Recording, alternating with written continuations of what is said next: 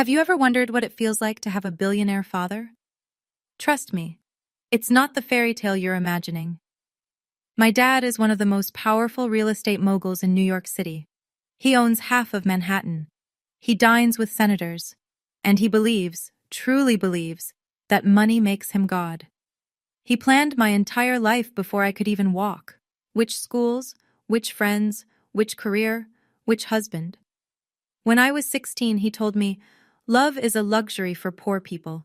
You're an Ashford. You marry for strategy." 6 months ago, I broke his rules.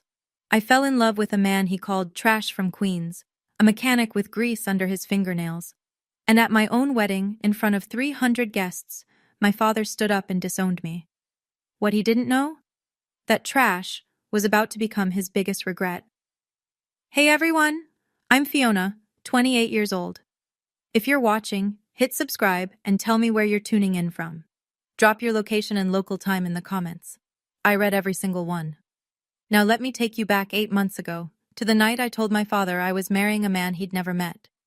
The Ashford penthouse on the Upper East Side had floor-to-ceiling windows that looked down on Central Park like it owned it, which, in a way, my father believed he did. That Thursday evening, we sat around the 12-seat walnut dining table, imported from Italy, my mother reminded guests at every dinner party. The Hermès place settings gleamed under the chandelier. A bottle of 2010 Chateau Margaux breathed on the sideboard, probably worth more than most people's monthly rent. My father, Richard Ashford, sat at the head of the table, his Patek Philippe catching the light every time he raised his wine glass. At 58, he commanded every room he entered. Real estate empire, political connections, a name that opened doors across Manhattan. "I've arranged a meeting for you this Saturday," he said, not looking up from his filet mignon. "Harrison Wells III. His father and I are finalizing the merger. It would be beneficial for you two to get acquainted." I set down my fork. "I can't make Saturday." Now he looked up. "I have someone I want you to meet," I continued, my heart hammering against my ribs. "Someone I've been seeing for 6 months. His name is James, and I—" "Who?" My father's voice cut through the room like a blade. "What family? Wells? Montgomery? Don't tell me it's one of the Hartley boys." "You don't know him." The silence that followed was suffocating. "You've been seeing someone for 6 months," he said slowly. "That I haven't vetted? That I haven't approved?" "I don't need your approval to date someone, Dad." He leaned back, his jaw tight. "In this family, Fiona, love is a luxury. Marriage is strategy. Who is this person who dared approach my daughter without going through me first?" I met James 6 months earlier, on a Tuesday afternoon I was never supposed to have free. I'd escaped a particularly brutal board meeting where my father had criticized my marketing proposal in front of the entire executive team. Adequate, he'd called it. Acceptable for someone still learning. I was 27 with an MBA from Columbia, but in his eyes I was perpetually a child playing dress-up. I found a coffee shop in Brooklyn, the kind with mismatched wooden chairs, a menu written in chalk, and not a single person who recognized the Ashford name. I ordered a black coffee and sat in the corner, trying to remember how to breathe. "Rough day?" I looked up. He was tall, maybe 6'2", with kind brown eyes and calloused hands. He wore a faded flannel shirt with oil stains on the sleeves. His smile was warm, unpolished, real. "That obvious?" I asked. "You've been stirring that coffee for 10 minutes without drinking it." He sat across from me uninvited, and somehow I didn't mind. We talked for 3 hours. He told me he was a mechanic, owned a small auto repair shop in Queens. He asked about my day, my interests, my dreams. Not once did he ask about my family or what my father did. "I don't care what your last name is," he said later, walking me to the subway. "I just want to know what makes you laugh." No one had ever said that to me before. He always paid in cash, thick folds of bills he pulled from a worn leather wallet. He refused to go anywhere too fancy, preferring diners and hole-in-the-wall restaurants where the food was good and pretense was absent. I thought he was being careful with money. I had no idea what he was really hiding. My father didn't wait long. 3 days after I mentioned James's name, I was summoned to his office at Ashford Properties headquarters. The corner suite on the 42nd floor, with its $15 million Basquiat on the wall and its view of the entire financial district, was designed to intimidate. It worked on most people. A manila folder sat on his desk. James Carter, my father read aloud, flipping through pages. Age 32. Owns a one-bedroom apartment in Queens, assessed value under $400,000.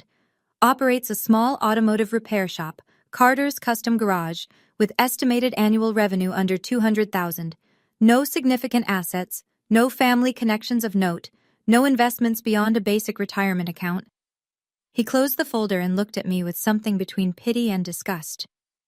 This is who you've chosen? A grease monkey from Queens? He's a good man.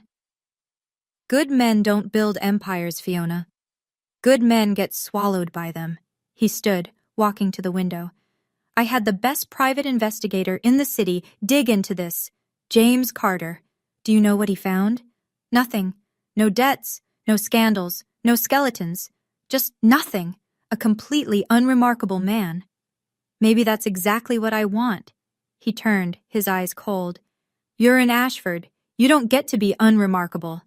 He doesn't want anything from me, Dad. He doesn't care about the money or the name or any of it. That's what you can't understand. My father laughed, a sharp, bitter sound. Everyone wants something. The only question is when they reveal it.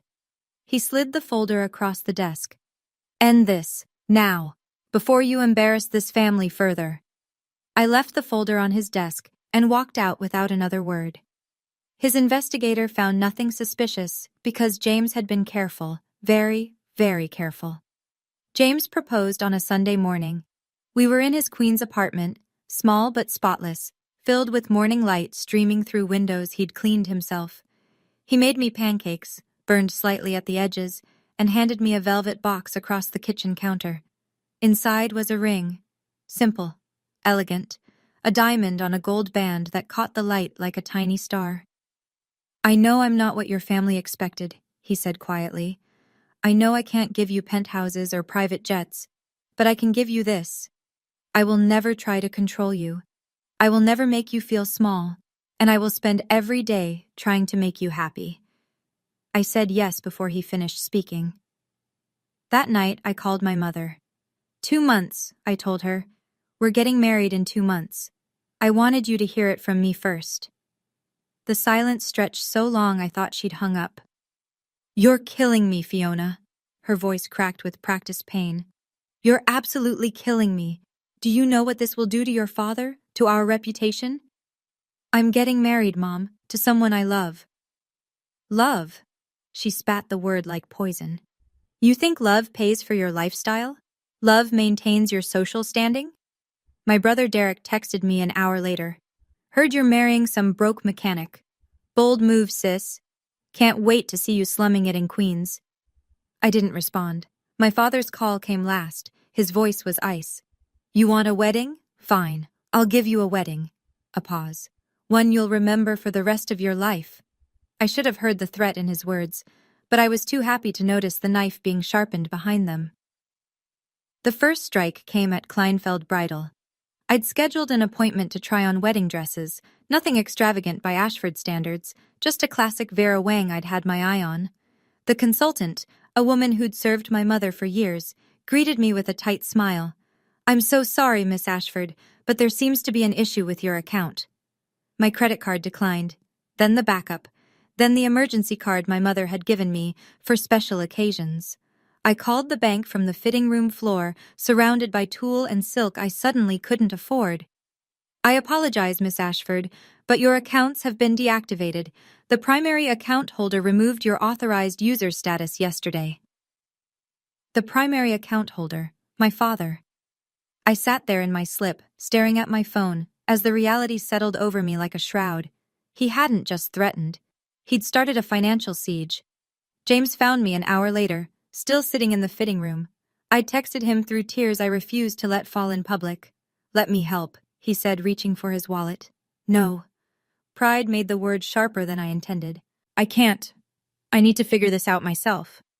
But he pulled out a stack of cash anyway. $100 bills, at least $2,000, held together with a simple rubber band. More money than any mechanic should casually carry. I want to, he said simply. Let me. I looked at that stack of bills, too thick, too casual, and something flickered in the back of my mind. But I was too overwhelmed to examine it closely. For the first time in 28 years, I stood in a store I couldn't afford, and I realized something terrifying. Without my father's money, I didn't know who I was. But I was about to find out. The social fallout was swift and surgical. Within a week, my phone went quiet. Friends I'd known since prep school suddenly had scheduling conflicts. Lunch dates were canceled. Group chats went silent. Then came the texts, always apologetic, always cowardly. So sorry, babe, but mom says we shouldn't be seen together right now. You know how business works. XO. Hey Fee, this is awkward, but my dad does a lot of deals with Ashford Properties and you understand, right? Nothing personal, but I can't risk my family's relationship with yours. Good luck, though. 28 years of friendships, and every single one of them came with a price tag I was no longer worth. At Ashford Properties, where I'd worked in marketing for 3 years, colleagues avoided eye contact. The whispers followed me through every hallway. The corner office I'd earned was suddenly needed for restructuring. HR's email arrived on a Friday afternoon. Your position is being evaluated. Please refrain from client-facing activities until further notice. They didn't fire me. They just made sure I knew I was worthless. Through all of it, one person kept reaching out. A lawyer named Margaret Chen.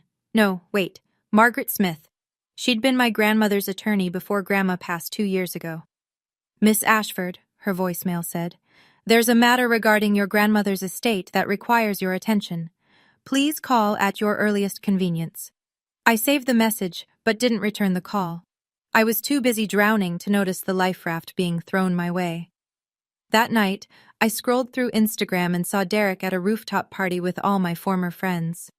My mother had commented, "So proud of my son. Family is everything." The message was clear. I was no longer family. James found us an apartment in Brooklyn. It was nothing like the penthouse I'd grown up in. No doorman, no marble floors, no view of Central Park. Just a bright 2-bedroom in a brownstone, with creaky hardwood floors and a tiny balcony that overlooked a community garden. It's not much, he said, watching my face as I walked through the empty rooms, but it's ours, no one else's. I started to cry. Not from disappointment, from relief. Here, my father's shadow couldn't reach. Here, I could breathe. James held me while I sobbed out years of pressure I hadn't known I was carrying. He didn't promise to fix everything or rescue me from my problems. He just stayed. I spent the next weeks sending out resumes to every marketing firm in the city.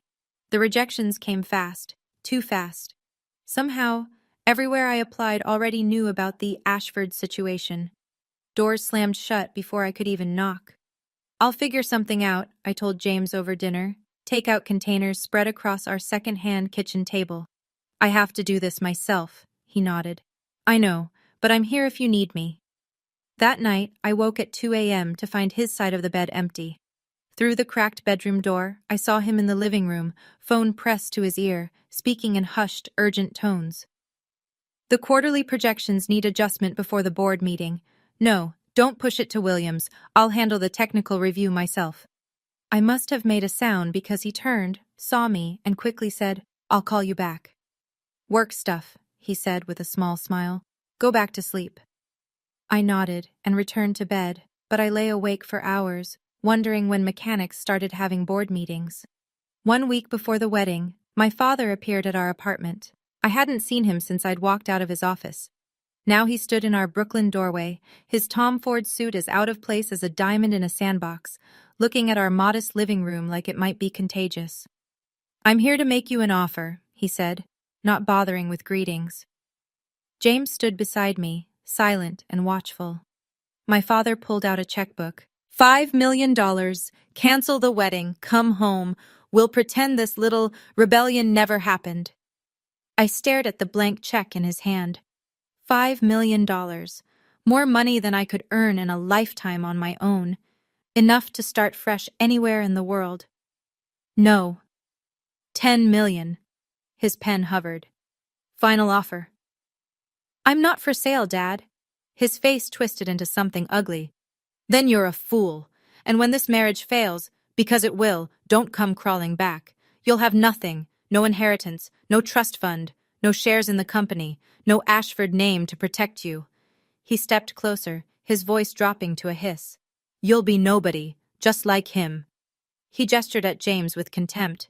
James, who hadn't said a word, who stood with his hands loose at his sides and a strange, cold calm in his eyes. Mr. Ashford, James said quietly, I think you should leave. Oh, the mechanic speaks, my father laughed. Enjoy her while you can, son.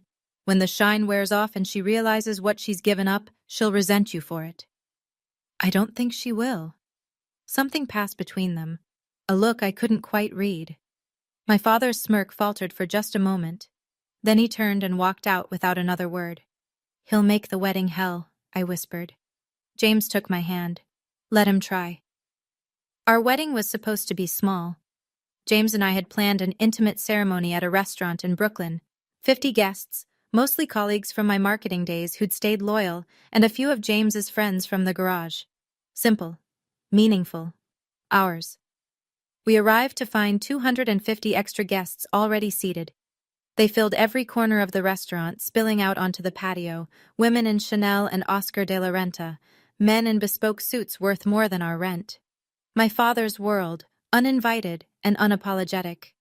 My mother sat in the front row, dabbing her eyes with a handkerchief. Derek scrolled through his phone, looking bored. And there, at the center of it all, stood my father in a three-piece Brioni suit, a glass of champagne in hand, smiling like he owned the place. Because in every way that mattered to him, he did. Surprise, sweetheart. He kissed my cheek before I could pull away. You didn't think I'd miss my only daughter's wedding, did you? What is this? I demanded. What did you do? I promised you a wedding you'd remember. His smile didn't reach his eyes. Consider this my gift. I looked around at the sea of faces, Manhattan's elite, my father's business partners, society columnists with their phones ready, and realized what he'd done. He'd turned our intimate celebration into a spectacle, a stage, and he was about to be the star. James squeezed my hand. We can leave right now. Say the word. I looked at the guests, at my father's triumphant smile, at the altar we'd chosen together. No. I straightened my shoulders. We're getting married today. Whatever he's planning, we'll face it together. I had no idea how bad it was about to get. My father waited until the ceremony was complete. We'd exchanged vows, James's words simple and sincere, mine thick with emotion. The officiant pronounced us married. For one perfect moment, surrounded by the chaos my father had created, I was happy. Then came the clinking of glass. Richard Ashford rose from his seat, Dom Perignon in hand, and the room fell silent. 300 guests turned to watch him like spectators at an execution. A toast, he announced, his voice carrying across the restaurant. To my daughter and her husband. The pause before husband dripped with contempt. I built everything I have from nothing, he continued, pacing slowly toward the center of the room. Every dollar, every deal, every opportunity, earned through blood and sacrifice, and I dreamed that one day my daughter would marry someone worthy of that legacy. He stopped in front of our table, looking down at James like he was examining something unpleasant on his shoe. Instead, she chose this, a grease monkey from Queens, a parasite with nothing to offer but calloused hands and empty pockets. Gasps rippled through the crowd. Someone laughed nervously. I saw phones rising, recording. So I'm here to make an announcement. My father's voice hardened into steel. From this moment forward, Fiona Ashford is no longer my daughter. She is hereby removed from my will, cut off from her trust fund, and stripped of any claim to Ashford properties. He turned to face the crowd, arms spread wide. Let this be a lesson. When you choose poverty over family, you get exactly what you deserve. He drained his champagne, set the glass on our table, and smiled. Congratulations, sweetheart. You're finally getting everything you asked for. The silence that followed was deafening. James didn't flinch. He rose slowly from his chair, straightening his tie, a simple navy blue, nothing designer, and faced my father with an expression I'd never seen before, calm, controlled, almost amused. Thank you for coming, Mr. Ashford, he said, his voice steady and clear. And thank you for your blessing. My father snorted. Blessing? I just told you you're getting nothing. I heard you. James stepped forward until they were face to face, and I want you to know we don't need it. You don't need it, Richard laughed, harsh and mocking. You own a garage worth less than my watch. You live in a shoebox apartment. What exactly do you have to offer my daughter? James smiled, a small, private smile that sent a chill down my spine and my father's. Something more important than money, Mr. Ashford. I have her. Somewhere in the crowd, an older man stood up, silver-haired, distinguished, wearing a suit that even I could tell was quietly expensive. He watched the exchange with sharp eyes and the hint of a smile. I'd seen him earlier among James's guests, but hadn't thought to ask who he was. My father glanced at the man, then back at James, and for just a moment, something flickered across his face. Uncertainty, maybe. The sense that he was missing something. Enjoy your poverty, my father spat. When she's tired of struggling, when she realizes what she's thrown away, and she will, don't say I didn't warn you. Real wealth isn't measured in bank accounts, Mr. Ashford. James's voice dropped, meant only for us. But you'll understand that soon enough. My father laughed again, but it sounded hollow. He had no idea how prophetic those words would prove to be. My father had just finished his performance. Now it was my turn. I took James's hand and turned to face 300 people who expected me to crumble. The socialites in their designer gowns, the businessmen calculating my fall, the society reporters already crafting their headlines. They were all waiting for tears, for begging, for surrender. They didn't know me at all. My father believes money is everything, I said, my voice carrying across the sudden silence. He believes love is a transaction, family is a business arrangement, and people are either useful or worthless. I looked at my mother, who couldn't meet my eyes, at Derek still scrolling his phone, at the crowd of strangers who'd come to watch my humiliation like it was entertainment. I used to believe it too. I spent 28 years trying to be valuable in his eyes, the right school, the right degree, the right clothes, the right smile. And you know what I got? Adequate. Acceptable. Never good enough. My father's jaw tightened, but he said nothing. Today, I chose something different. I chose to be loved for who I am, not what I'm worth. I squeezed James's hand. And if that cost me everything I was supposed to inherit, then it wasn't mine to begin with. I turned to the remaining guests, some looking uncomfortable, others moved. If anyone here came to watch a tragedy, I'm sorry to disappoint you. This is a celebration. If you want to leave, the door is right there. But if you want to stay and actually celebrate with us, I smiled. Welcome to our wedding. About 30 people gathered their things and left, but nearly 270 stayed, including some of my father's own guests. He hadn't expected that. My father stormed out with my mother and Derek trailing behind. The door hadn't even closed before the atmosphere shifted. Like a storm passing, the air in the room suddenly felt lighter. Someone started clapping, a genuine, warm applause that spread through the crowd. The DJ, who'd been frozen in shock, finally started the music. And just like that, our wedding became ours again. The cake came from a local bakery in Brooklyn, 3 tiers of vanilla buttercream that tasted better than any $5,000 designer creation I'd had at society weddings. James and I cut it together, laughing when the frosting smeared his nose. Any regrets? He asked as we swayed together on the dance floor, my head resting on his chest. Not a single one. Even after all that? I pulled back to look at him, this man who'd stood beside me while my father tried to tear us apart, who'd never raised his voice or lost his composure. Especially after all that. I touched his face. You didn't even flinch. Something passed behind his eyes. A shadow, a secret.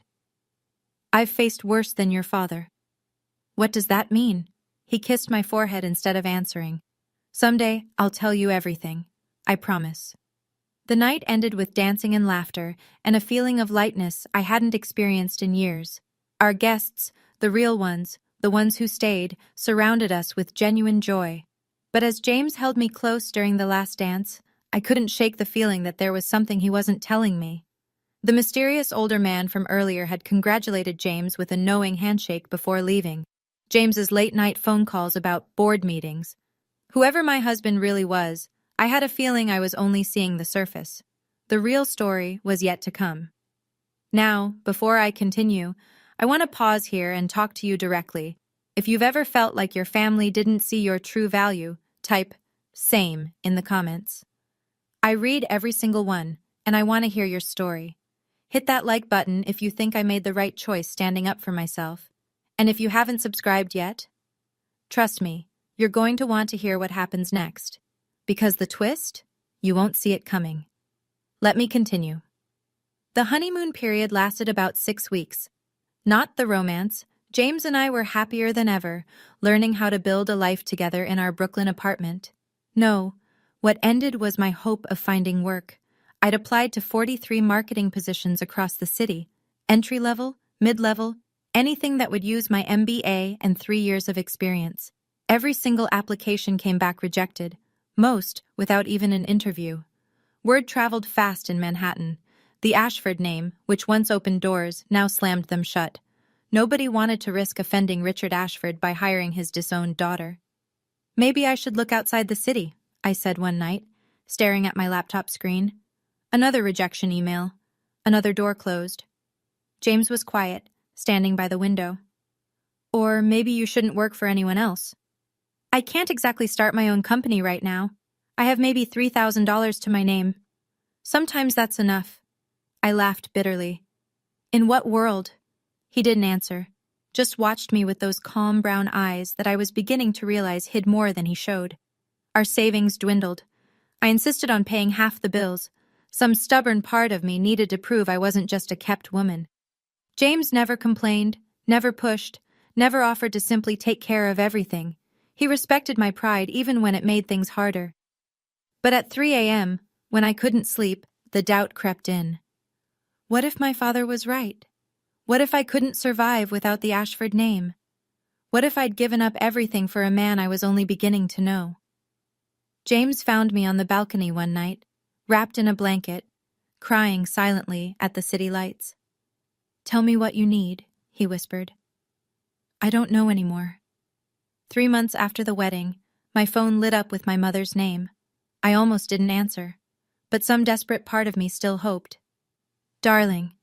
Her voice was honey smooth, the way it got when she wanted something. "How are you? We've been so worried." "Have you?" "Of course. You're still my daughter, no matter what your father says." A strategic pause. "You know, he hasn't formally changed the will yet. There's still time if you wanted to. Reconsider." "Reconsider my marriage." "Reconsider your choices. You've made your point, Fiona. We all understand you wanted independence, but surely by now you've realized that man can't give you the life you deserve."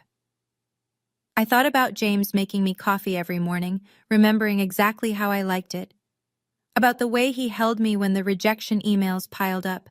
About his steady faith in me when I had none in myself. "I think he already has," she sighed. "You're killing me, Fiona. Every day you stay with him is another day you're throwing away your future."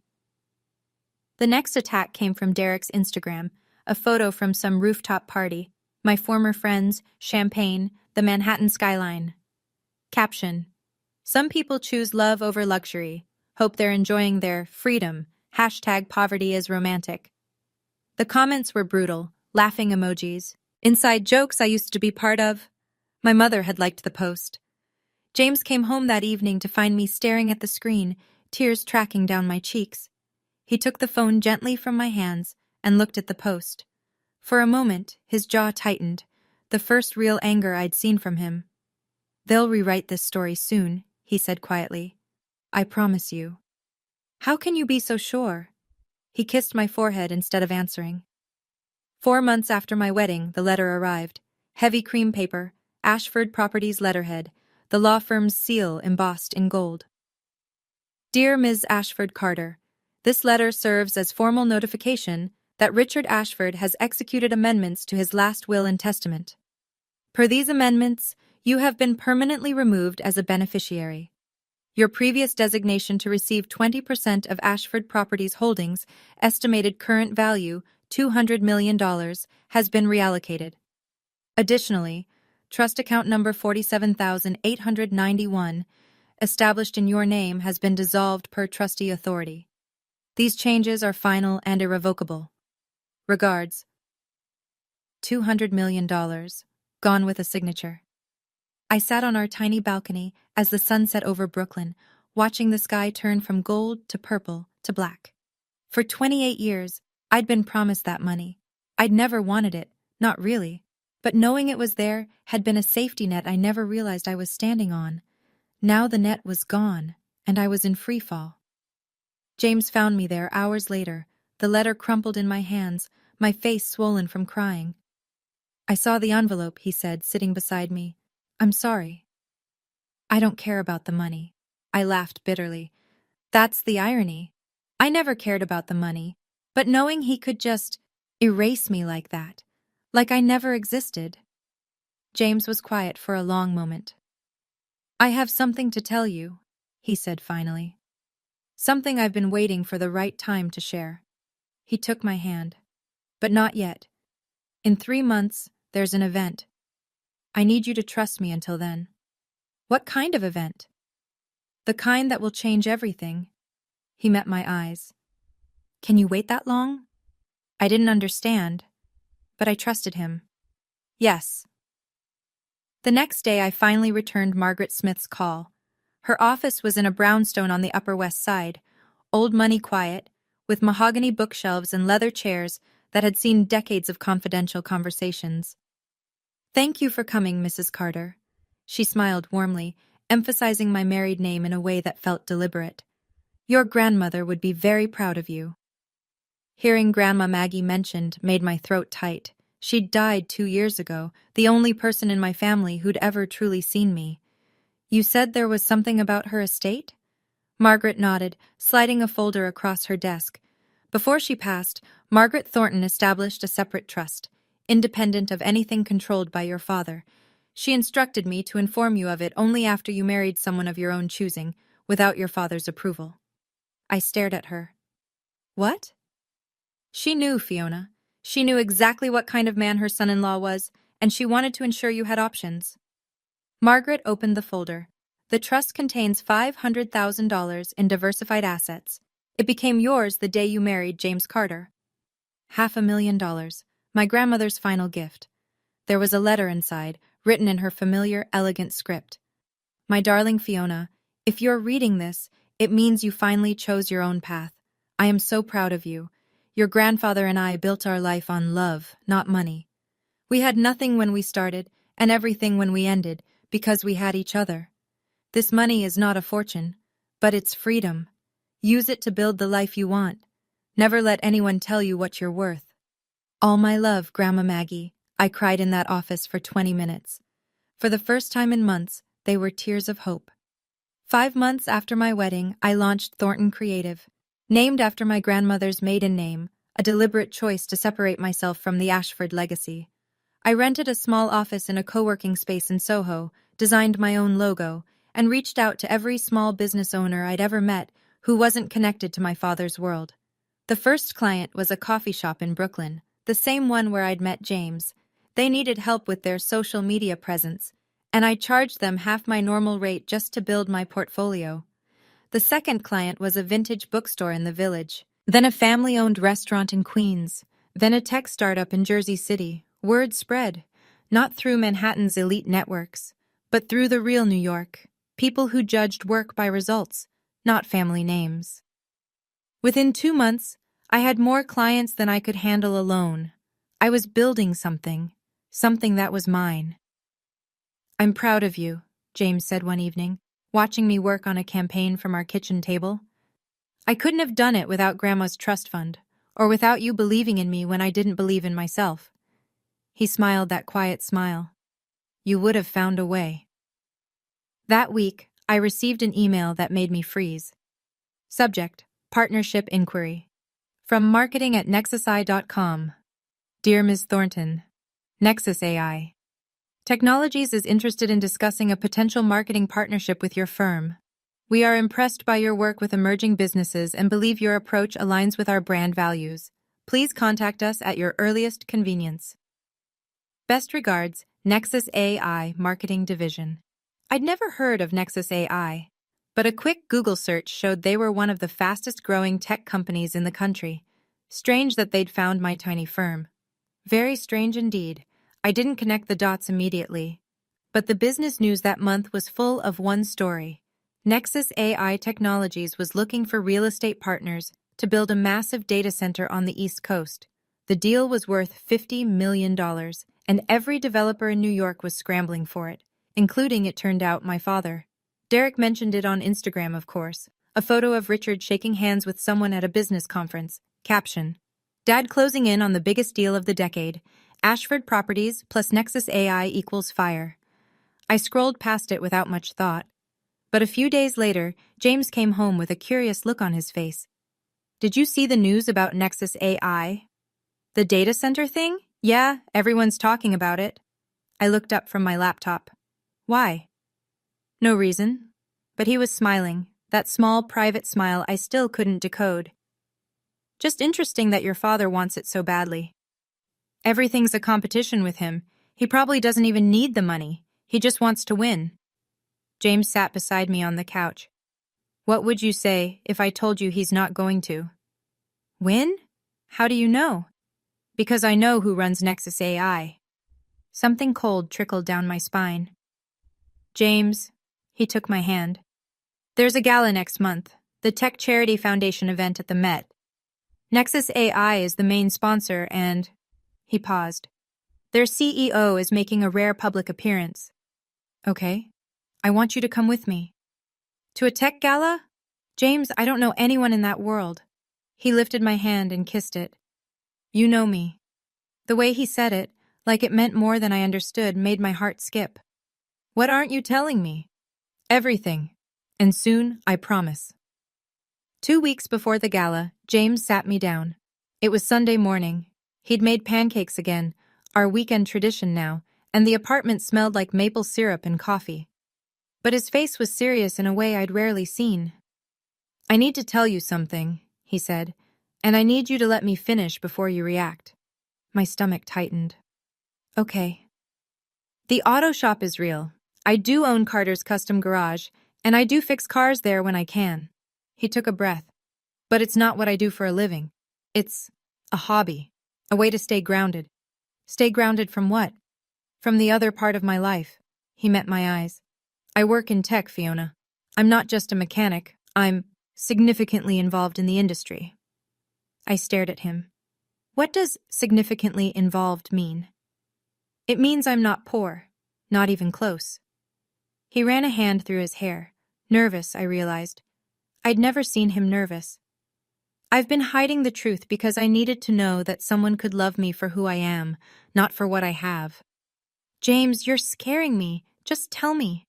Not yet. Not completely.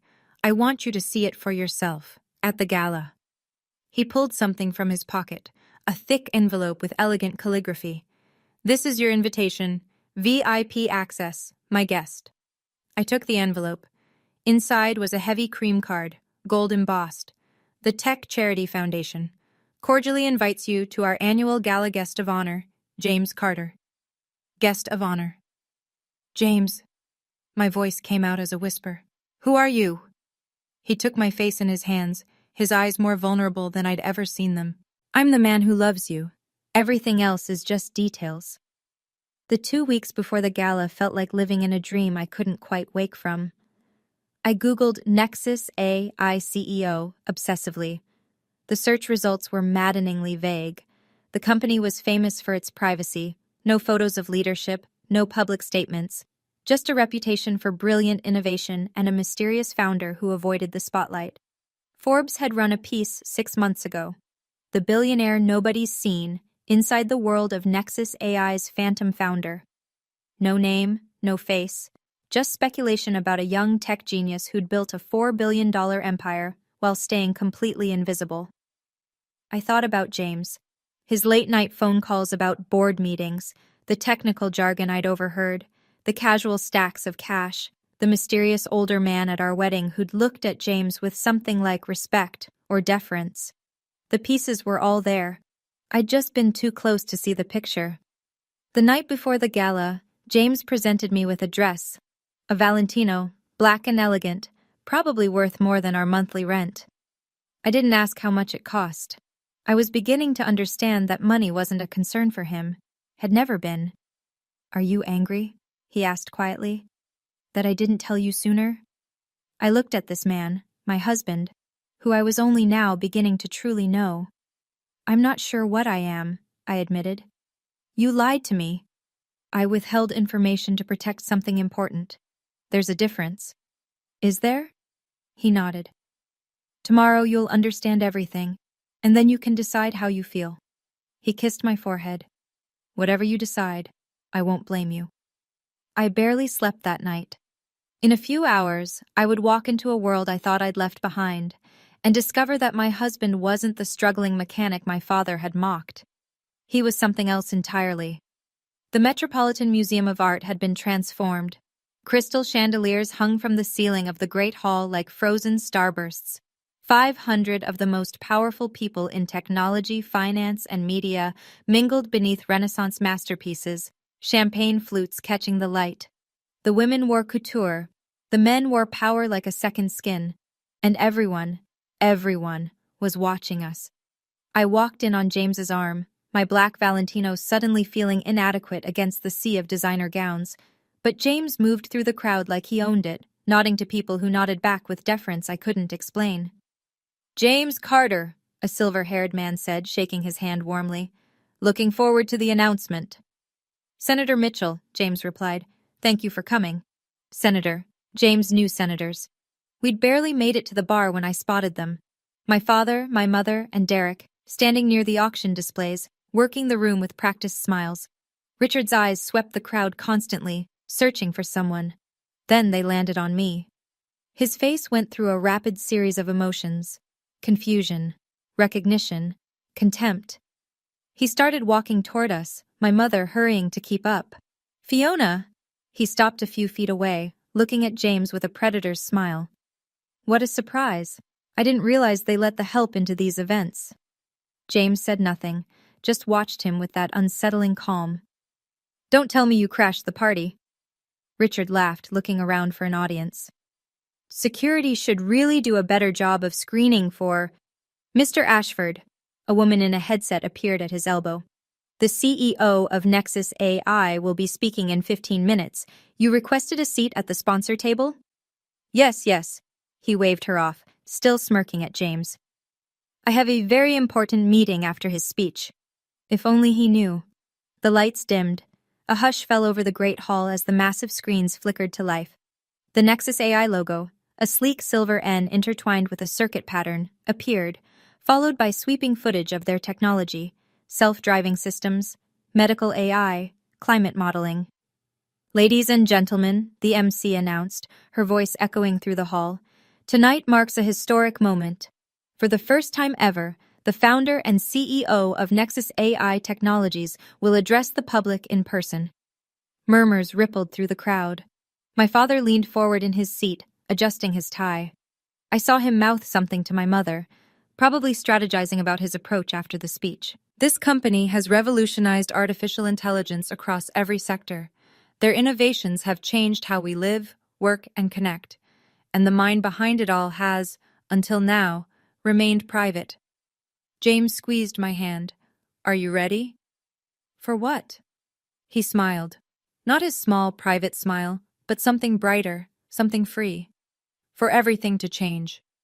The MC's voice swelled. "Please welcome the CEO and founder of Nexus AI Technologies, valued at $4.7 billion and named by Forbes as one of the most influential people in tech." James let go of my hand. "James Carter!" The room erupted in applause. My father's champagne glass froze halfway to his lips. My mother's mouth fell open, and James, my James, the mechanic from Queens, the man my father had called trash, walked onto that stage like he'd been born there. The screens behind him lit up with his name, his face, his title, James Carter, CEO and founder, Nexus AI Technologies. I looked at my father. His face had gone white, completely, utterly white. And for the first time in my life, I saw Richard Ashford at a loss for words. James spoke for 20 minutes. He talked about innovation, responsibility, and the future of technology. He was brilliant, articulate, passionate, and magnetic in a way I'd only glimpsed in private moments. The audience hung on every word. I barely heard any of it. I was too busy watching my father. Richard Ashford sat frozen in his seat, staring at the stage like he was watching a ghost. The color had drained from his face and never returned. My mother kept touching his arm, whispering urgently, but he didn't respond. Derek had stopped pretending to be bored and was now openly gaping. When James finished his speech, the standing ovation was thunderous. 500 of the most powerful people in America were on their feet, applauding the man my father had called a grease monkey. James found my eyes in the crowd and smiled. Just for me. The reception afterward was chaos. Everyone wanted to meet the mysterious CEO who'd finally emerged. Investors, politicians, media moguls, they swarmed him like moths to flame. But James had one destination first. He walked directly to where my father still sat, seemingly unable to stand. I followed, my heart pounding. "Mr. Ashford." James's voice was pleasant, professional. "I believe you wanted to discuss a business partnership." My father looked up. His mouth opened and closed several times. "You," his voice came out strangled, "you're the CEO of the company you've been pursuing for 2 years." James pulled out a business card. Simple, elegant, undeniable. "James Carter, Nexus AI. Perhaps you've heard of us." Richard's hands shook as he took the card. Forbes later confirmed what everyone in that room was calculating. James Carter was worth $4.7 billion. My husband was richer than my father by a factor of 2. The mechanic was a billionaire. My father recovered faster than I expected. Within seconds, his shock transformed into a businessman's smile, the same one he used when closing deals, when pretending to like people he'd later destroy. "James." He stood, extending his hand like they were old friends. "I had no idea. This is wonderful news. I always told Fiona she had excellent taste."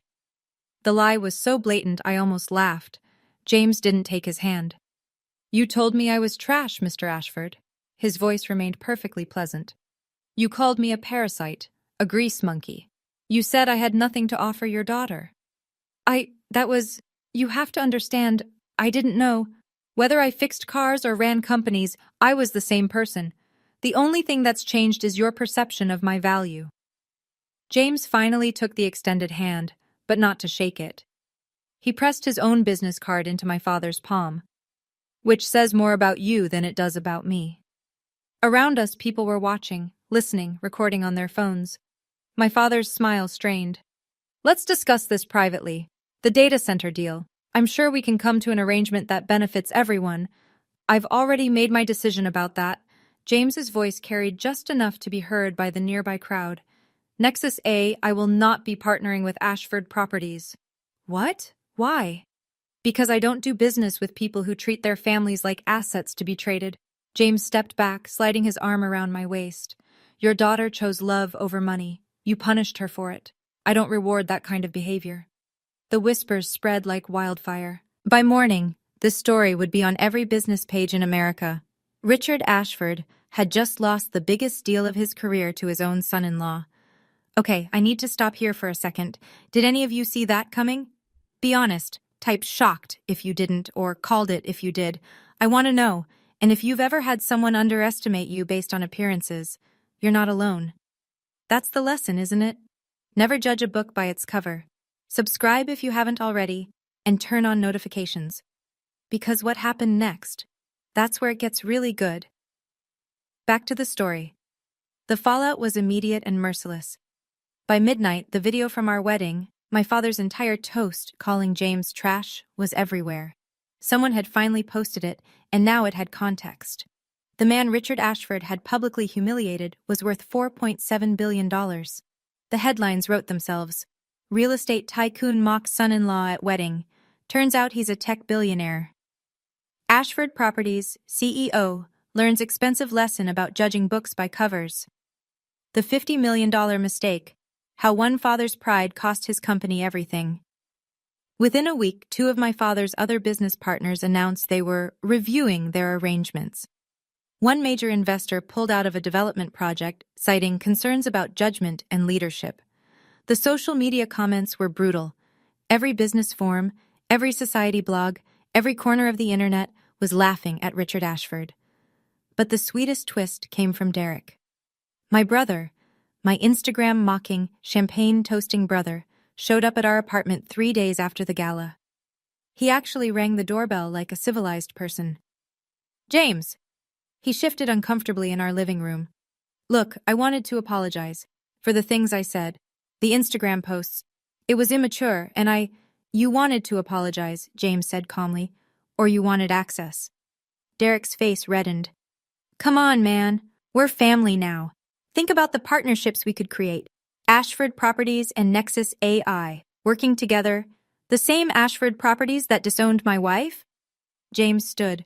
"The same family that cut her off and mocked her for marrying me?" He opened our front door. "You made your choice 6 months ago, Derek. We're not family. We're just people who share a relative." The door closed. Derek left. Some people only apologize when they want something. James understood that better than anyone.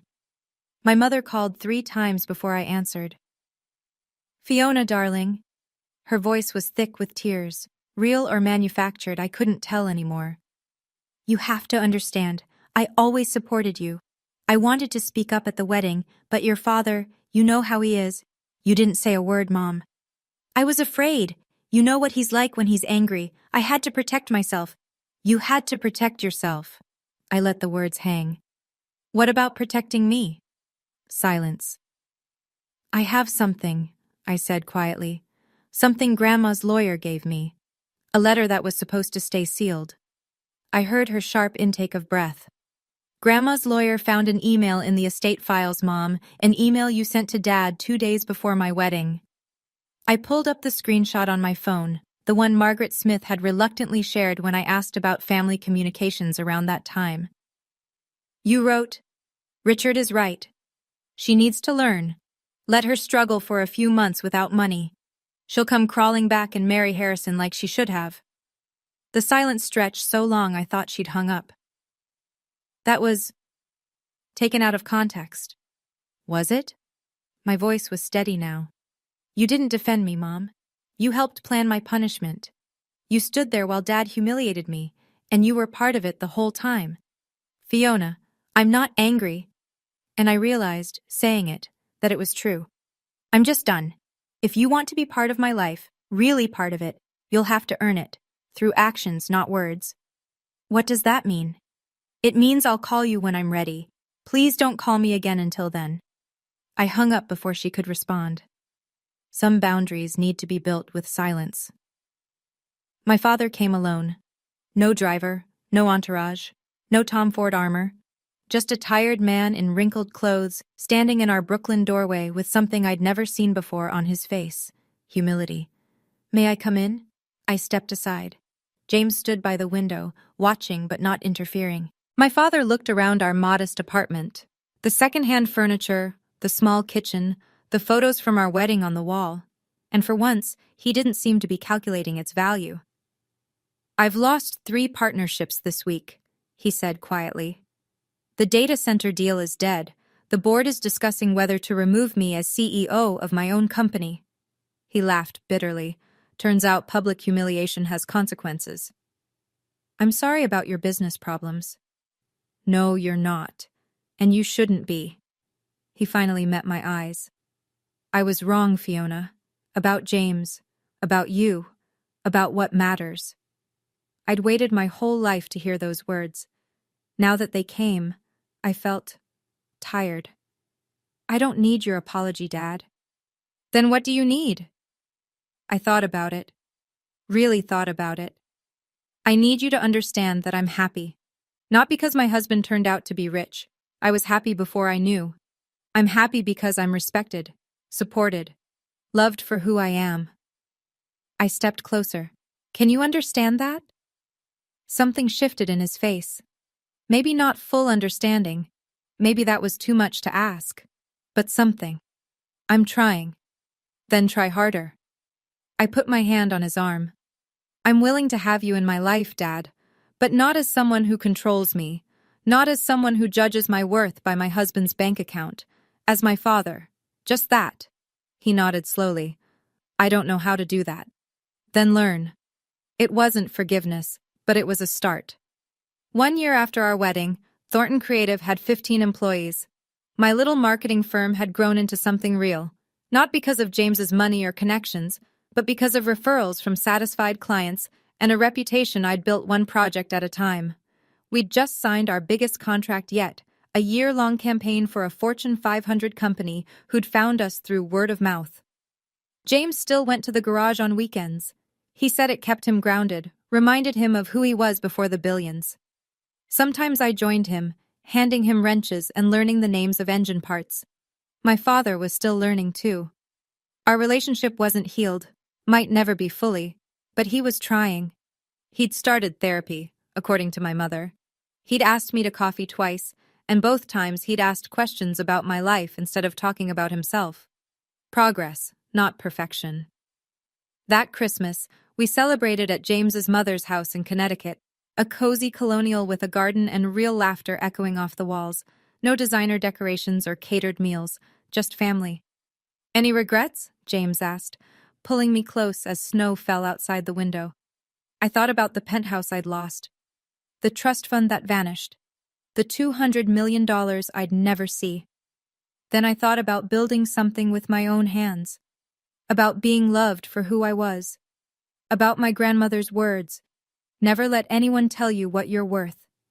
Not a single one. He kissed me, and the snow kept falling, and somewhere in Manhattan, my father was probably still tallying his losses. But I'd stopped counting a long time ago. Real wealth, I'd learned, isn't measured in bank accounts. It's measured in the peace you feel when you finally stop trying to be who everyone else wants you to be, and just become yourself. If you take anything from my story, let it be this. First, don't let anyone define your worth by money, not even family. Especially not family. Second, actions speak louder than words. When people show you who they are, believe them. And when they suddenly change after learning your value, be skeptical.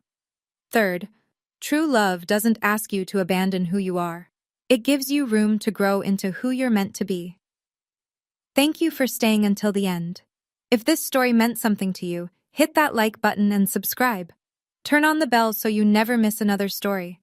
Check the description for more stories like this. Some twists are even wilder than mine. And drop a comment. Should I have forgiven my father completely? I read every single one. See you in the next one.